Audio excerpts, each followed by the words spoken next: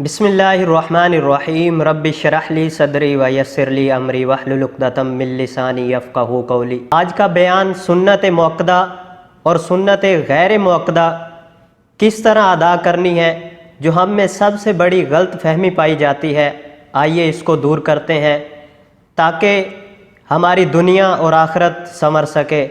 سنت موقدہ کس طرح پڑھنی ہے، یہ غور سے سماعت کیجئے گا۔ سنت موقدہ جو ہے، پہلی 2 رکعتیں تو عام جس طرح فرائض میں بھی پڑھتے ہیں اسی طرح ہی پڑھنی ہے۔ مثال کے طور پر پہلی رکعت میں ثنا اور سورۃ فاتحہ اور اس کے ساتھ سورت ملانی ہے، اور دوسری رکعت میں سورۃ فاتحہ اور اس کے ساتھ سورت ملانی ہے۔ سنت موقدہ کے اندر التحیات یہ صرف مکمل پڑھنی ہے، اور اس کے ساتھ درود شریف اور دعا نہیں پڑھنی۔ اور پھر تیسری رکعت کے لیے جب کھڑے ہوں گے تو تیسری رکعت میں سورۃ فاتحہ اور اس کے ساتھ ایک اور سورت ملانی ہے، اور چوتھی رکعت میں بھی اسی طرح سورہ فاتحہ اور اس کے ساتھ سورت ملانی ہے، اور پھر آگے اسی طرح تشہد اور درود شریف اور دعا پڑھ کر سلام پھیر دینا ہے۔ اور سنت غیر موقدہ اس سے الگ ہے۔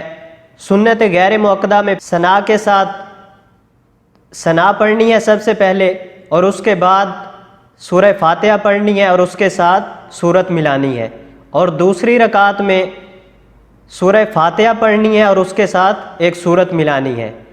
اور سب سے اہم جو مسئلہ یہ ہے کہ اب تشہد بھی پڑھنا ہے اور اس کے ساتھ درود شریف بھی پڑھنا ہے اور اس کے ساتھ دعا بھی پڑھنی ہے۔ اور اسی طرح آگے پڑھیں گے تیسری رکعت میں ثنا ضرور پڑھنی ہے۔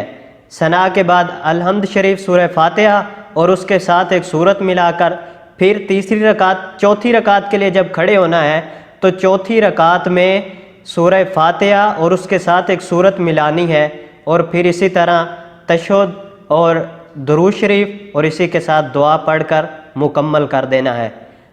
آئیے اسی غلطی کو ہم نے آج کلیئر کرنا ہے تاکہ ہمیں جو ثواب ہے اس میں ہماری کمی نہ ہو۔ دعا ہے اللہ عز و جل ہمیں صحیح معنوں میں سمجھ کر عمل کثیر کی توفیق عطا فرمائے، اور مزید آگے دوستوں تک پہنچانے کی بھی توفیق عطا فرمائے۔ وآخر دعوانا ان الحمد للہ رب العالمین۔